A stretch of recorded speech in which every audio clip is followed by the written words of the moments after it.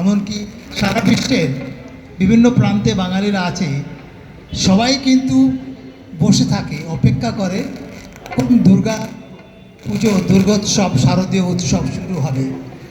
আর এটা তো এখন এসে গেছে, ভালো হয় আমাদের পরিবারের সবাই, সেই কামনা করছি।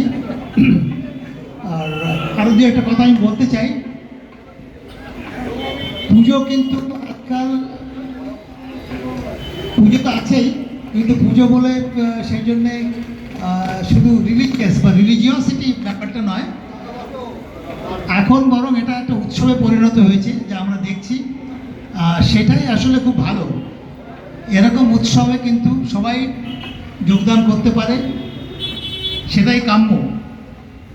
আর এই দুর্গা উৎসবের সময় নানা রকম সাংস্কৃতিক অনুষ্ঠান আপনারা করেন, সবাই করে, সে নাচ, গান, লেখা, কম্পিটিশন, নানা রকমের সব কিছুই আমরা ব্যস্ত থাকি আর সবাই আনন্দের মধ্যে থাকি, সেইটাই খুব ভালো আমাদের জন্যে।